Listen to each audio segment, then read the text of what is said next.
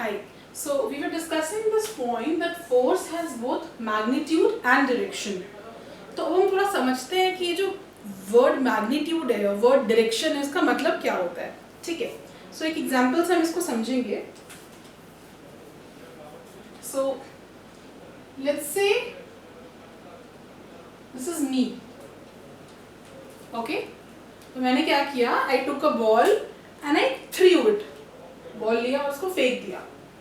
तो मेरा ball 1 2 3 4 5 metre दूर जाकर के यहाँ पे रुक गया. ठीक है. तो माई बॉल वेंट 5 मीटर. ओके. मेरा बॉल, ठीक है, तो मेरा बॉल 5 मीटर जाकर के आगे रुक गया. ठीक है. Now let's say here is this another big guy. Let's take Undertaker. ठीक है. Naturally Undertaker के पास क्या है, ताकत ज्यादा है, तो ज्यादा फोर्स से मारेगा वो. तो बॉल क्या होगा मेरा, 2 3 4 5 6 7 10 मीटर आगे जाता है बॉल. ठीक है. जितना ताकत से मारेगा बॉल उतना ज्यादा आगे जाएगा. सो लेट्स से मैंने 5 फोर्स लगाया, 5 यूनिट फोर्स लगाया. देखो अभी we have not studied about the unit of force, so I am not using any unit. I am just saying it is 5 units. ठीक है. And if I go here by the direction north, south, east and west, तो आप notice करोगे कि I have thrown the ball 5 units in the east direction. ठीक है. Talking about Undertaker has thrown the ball 10 units. ज्यादा force से फेंका, मेरे से दुगना फोर्स से फेंका, तो दुगना दूर भी गया.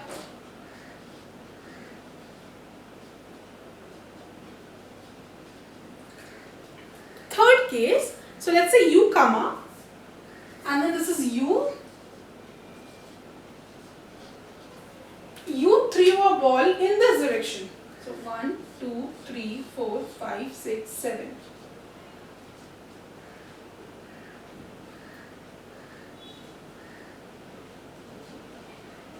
West direction. ठीक है. So now let's visualize the 3 cases. In all the 3 cases, force has been applied on the ball by someone. So in first case it's applied by me, second by Undertaker, and third case by you. So in the first case I could apply only 5 unit force. So what is the magnitude, मतलब कितना force मैंने लगाया. Magnitude मतलब quantity, मैंने कितना force लगाया, तो मैंने 5 unit force लगाया. अच्छा, next चीज, क्या मेरा force और तुम्हारा force बराबर है? बिल्कुल भी नहीं. मेरा 5 यूनिट है, तुम्हारा 7 यूनिट है. Consider this a boy X, उसने भी 5 यूनिट फोर्स लगाया और ईस्ट वेस्ट की तरफ लगाया. तो मेरा फोर्स और ये बॉय X का force are not equal. Why? Magnitude बराबर है. 5 यूनिट मैंने भी लगाया, 5 यूनिट इसने भी लगाया, बट जो डायरेक्शन है, mine is towards east and this boy's is towards west. So these are not equal. So force has got 2 components with itself. दो फोर्स तभी बराबर होगा जब दोनों का मैग्नीट्यूड यानी क्वांटिटी बराबर हो और दोनों का डायरेक्शन बराबर हो. तो दोनों का डायरेक्शन अलग अलग है, सो दे आर नॉट इक्वल. ठीक है. एक और चीज देखना, 5 यूनिट्स का एरो का साइज इतना बड़ा है, 10 यूनिट्स का एरो का साइज उससे थोड़ा ज्यादा बड़ा है कंपैरेटिवली. मैंने कोशिश किया कि मैं डबल बनाऊं. 7 का अगेन 5 से बड़ा है, देख लो अब 7 5 से बड़ा है. So when we represent a force, we represent it with the help of an arrow where the length of the arrow indicates the magnitude. कितना यूनिट फोर्स लगा है. 4 यूनिट 5 फोर्स लगा, 6 फोर्स लगा, 10 फोर्स लगा, कितना लगा. And the arrow head, this represents the direction. ये किस डायरेक्शन में? ईस्ट. इधर लगेगा तो किस डायरेक्शन में? North. Okay, so this is again a very important topic that we will study. Now we have been talking about this word unit. Now let us understand the unit of force. So I have this one knowledge for you, information for you, sorry. तो force के motion का maximum studies जो किया है वो Newton ने किया है, as usual, one big scientist Newton. ठीक है, और फोर्स का भी जितना सारा स्टडी किया वो न्यूटन ने ही किया है. सो न्यूटन सेकेंड लॉ से फोर्स का डेफिनेशन आता है, F = ma. सो ये सारा काम न्यूटन ने कर रखा है. So because Newton worked a lot in force, तो फोर्स के यूनिट को क्या बोलेंगे? न्यूटन. बहुत सारे यूनिट्स हम लोग स्टडी करेंगे, because that one standard guy who studied about force, तो the unit got named after him. So let's say अगर मैं करती स्टडी, कल को मैं करती अगर स्टडी फोर्स का, तो उसका नाम फरीन होता. 1 फरीन 1, 2 फरीन ऐसे बोल के हम पढ़ते. तो टुडे वी स्टडी फोर्स जिसका यूनिट है 1 न्यूटन. अब हमें समझना है कि ये न्यूटन क्या होता है. ठीक है, ओके. अभी सब एकदम अच्छे से विजुअलाइज करो. ठीक है, कि लेट्स से तुम यहाँ पे खड़े हो, ठीक है, and you have this box in front of you such that the mass of the box is 1 kg. ठीक है, तुम खड़े हो, तुम्हारे ठीक सामने नीचे एक बॉक्स खड़ा है, और बॉक्स का मास कितना है? 1 kg. विजुअलाइज कर पा रहे हो? ऑरेंज विजुअलाइज कर लो, 1 kg आलू, कुछ भी विजुअलाइज कर लो. ठीक है, now what you do, you kick this ball और दिस बॉक्स से पैर से कुछ धक्का दे दिया. ठीक है, such that this box moves a distance of 1 meter. ठीक है, तुमने ऐसे जोर से बॉक्स को धक्का दिया और बॉक्स कितना आगे बढ़ गया? अपनी जगह से 1 मीटर आगे बढ़ गया. ठीक है, और ऐसा करने में तुमको टाइम लगता है 1 सेकेंड. ठीक है, फिर से विजुअलाइज करो. You are standing in front of a body of mass 1 kg and you apply force on the body, such that the body moves ahead 1 meter in 1 second. अगर ऐसा केस बनता है तो हम कहेंगे कि आपने जितना फोर्स लगाया था that is equivalent to 1 Newton. Okay, so now we'll come to the definition of Newton. So 1 Newton is the force applied by a person on a body of mass 1 kg such that the force is able to move the body by 1 meter in 1 second. So this is what Newton is all about. आपको समझ में आया ना कि Newton, अगर हमको बोला ना उसने 5 न्यूटन का फोर्स लगाया, उसने 10 न्यूटन का फोर्स लगाया, तो आपको समझ में क्या आना चाहिए न्यूटन वर्ड से.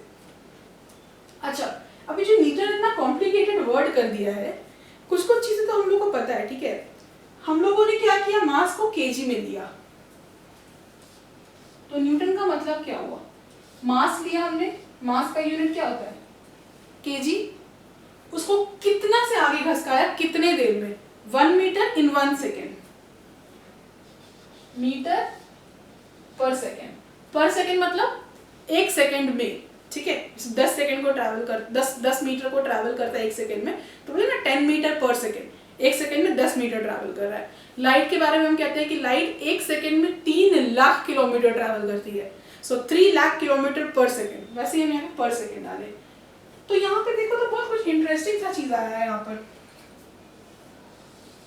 तो बच्चे क्या करते हैं, न्यूटन रटते रह जाते हैं जिंदगी भर, और वो समझते ही नहीं है कि 2 न्यूटन, 3 न्यूटन, 4 न्यूटन का मतलब क्या हुआ.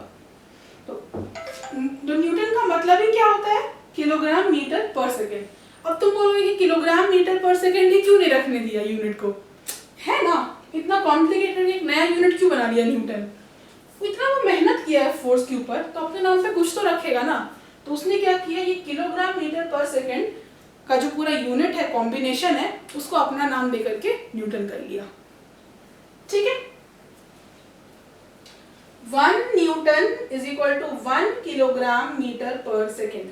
ये अपने कॉपी में इस पूरे डायग्राम को बना लो, क्योंकि there is a high probability that you will forget it. ये होता है बच्चों के साथ। ठीक है, अब एकदम अच्छे से देखना, हम थोड़ा यूनिट कन्वर्जन्स के ऊपर बात करेंगे।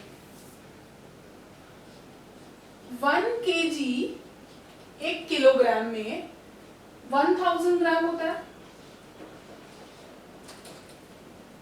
ठीक है, तो अगर हम SI यूनिट और CGS यूनिट का बात करें, तो SI यूनिट में मेरा kg होता है और CGS यूनिट में मेरा ग्राम होता है ना। तो अभी हम SI का बात करते हैं और CGS का बात करते हैं। ठीक है, SI में मीटर होता है और CGS में क्या होता है, सेंटीमीटर। तो 1 मीटर बराबर कितना सेंटीमीटर, 1 मीटर का स्केल में कितना सेंटीमीटर होता है, 100 सेंटीमीटर होता है।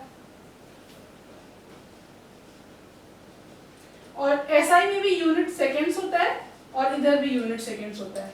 ठीक है, ओके, तो मुझे ना, मैं एक न्यूटन उठाती हूँ। एक न्यूटन का मतलब 1 किलोग्राम मीटर पर सेकेंड। ठीक है, so I pick up 1 kilogram metre per second. अभी एकदम ध्यान से देखना, याद करने की जरूरत नहीं रहेगी इसको। इसका मतलब क्या हुआ, थोड़ा इसको अच्छे से लिख लेते हैं। इसका मतलब हो गया, ये है 1 kg, क्योंकि हम लोग 1 kg का बॉक्स रखे थे, उसको हम लोग 1 मीटर आगे धक्का दिए थे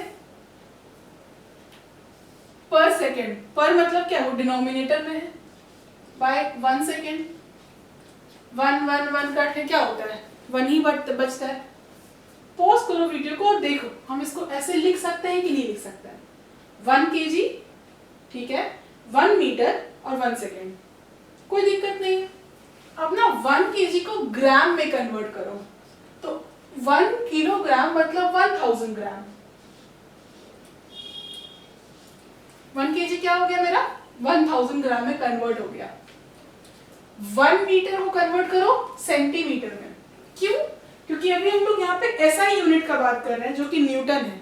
तो जिस तरह से किलोग्राम का SI यूनिट किलोग्राम है और ग्राम CGS यूनिट है, वैसे ही हम निकालेंगे कि न्यूटन जो SI यूनिट है उसका CGS यूनिट क्या है। ऑब्जेक्टिव हमारा यही है। न्यूटन हम समझ गए, 1 kg 1 मीटर 1 सेकेंड, है ना। ठीक है, तो 1 मीटर को क्या लिखेंगे, 100 सेंटीमीटर लिख दिया मैंने। और सेकेंड क्या होता है, सेम ही होता है। ये क्या हो गया, कोई दिक्कत, सेकेंड के लिए बस S लिख देते हैं। ठीक है, ओके, दोनों को मल्टीप्लाई कर लेते हैं, 1000 को 100 में, तो कितना जीरो होगा, 1 2 3 4 5, 1 2 3 4 5। ठीक है, क्या क्या बचा, ग्राम बच गया, ग्राम लिख दिया। सेंटीमीटर बच गया, सेंटीमीटर लिख दिया। बाय सेकेंड बचा है, तो उसको मैं ऐसे कर सकती हूँ, बाय सेकेंड। बहुत लोग उसको ऐसे भी लिखते हैं, सेकेंड इनवर्स। वो मैं फिजिकल क्वांटिटीज में अच्छे से बताऊंगी कि नोटेशंस लिखते कैसे हैं। तो बहुत लोग उसको ऐसे भी लिख सकते हैं, जैसे कि किलोग्राम सेंटीमीटर बाय लीटर। ठीक है, लीटर का मैं L लिखती हूँ, इसको मेरे को एक लाइन में लिखना है। ठीक है, तो किलोग्राम का पावर क्या है, 1, तो पावर 1 में तो नहीं लिखो तो भी चलेगा। सेंटीमीटर हमने लिखा, ओके। लीटर का पावर क्या है, नीचे में 1, ऊपर जगह तो क्या होगा, या तो पर लीटर लिखूं या तो ऐसे लिखूं किलोग्राम सेंटीमीटर लीटर का पावर कितना है, नीचे में 1। ये कॉन्सेप्ट समझो, ठीक है। इसी को अगर मैं स्क्वायर कर देती हूँ, ठीक है, तो और ऊपर में चलो मैं क्यूब कर देती हूँ और इसको पावर 4 कर देती हूँ, तो फिर कैसे लिखा जाएगा ये? किलोग्राम का पावर कितना है, ऊपर में है तो पूरा का पूरा वैसे ही लिखा जाएगा। सेंटीमीटर का ऊपर में है 3, तो सेंटीमीटर का ऊपर में 3 लिखा जाएगा। लीटर का क्या है, नीचे में 2 है तो ये -2 लिखाएगा। ये हम लोगों ने क्लास 7 में पढ़ रखा है, मैंने बस रिवाइज करा दिया, ठीक है। इसका मतलब क्या होता है, ये नीचे है माइनस मतलब, और ऊपर पावर मतलब नीचे कितने पावर में है। ये शॉर्ट रिवीजन के बाद हम यहाँ पे आते हैं। अच्छा 1 2 3 4 5, इसको 10 का पावर 5 लिख सकते हैं।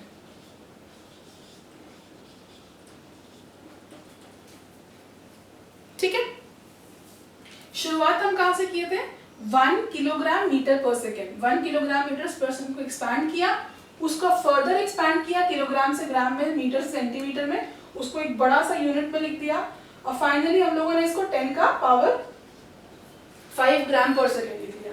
इसका मतलब 1 किलोग्राम मीटर पर सेकेंड। देखो अब मैं थोड़ा स्टाइल से लिखूंगी, वैसे मैं पुराने जमाने के टाइप नहीं लिखूंगी, मैं भी स्टाइल से लिखूंगी। 1 kilogram metre per second is equal to 10 का पावर 5 ग्राम सेंटीमीटर पर सेकेंड। समझो हम लोगों ने क्या किया है, ये बहुत सिंपल सी चीज है। इसे 1 kg इज इक्वल टू 1000 ग्राम लिखते हैं हम, ठीक है। 1 kg इज इक्वल टू 10 का पावर 3 ग्राम लिखते हैं हम। ये क्या है मेरा SI यूनिट, ये क्या है मेरा CGS यूनिट। बस वही काम हम लोगों ने यहाँ पर भी किया है। ये क्या है, यही तो मेरा 1 न्यूटन है।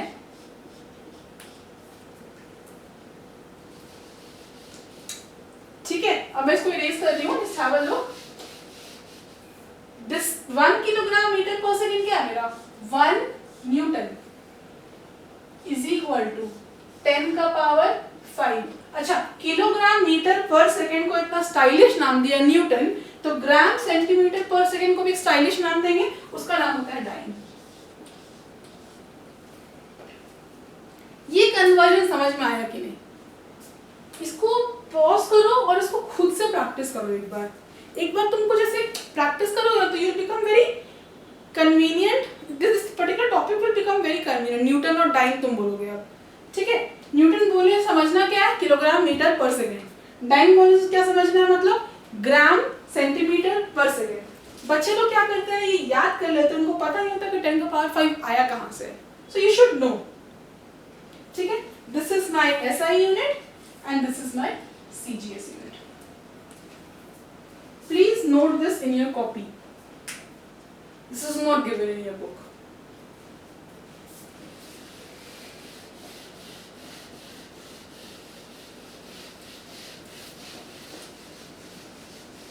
अच्छा, अब एक हमारा ना बोलचाल का भाषा आता है जिसमें हम लोग किलोग्राम फोर्स बोलते हैं। अब हम वो समझेंगे कि किलोग्राम फोर्स क्या कौन सी यूनिट होती है। So the next unit that we are going to study is kgf.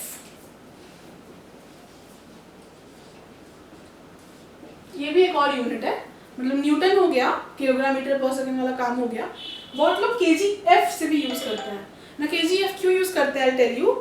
तुम्हारा वेट मान लो अभी 45 kg है, ठीक है, तो kg तो वेट का यूनिट नहीं होता ना, kg तो मास का यूनिट होता है। लेकिन हम लोग कभी भी बोलते हैं कि मेरा मास 45 kg है, नहीं, क्योंकि है भी नहीं मास 45 kg।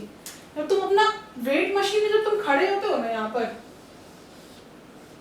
पर तुम्हारा वेट मशीन तुम्हारा वेट दिखाता है, और यहाँ पे तुम खड़े होते हो और ये वेट मशीन 45 दिखाता है, तो बोलते हो ना कि 45 kg के हैं।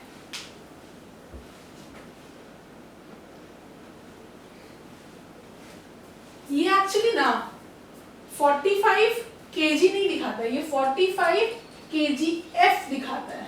लेकिन हम लोग को आदत है बोलने का kg kg kg ऐसे करके, तो हम लोग अपना मास कभी नहीं निकाल सकते, हम लोग अपना वेट निकालते हैं। कैसे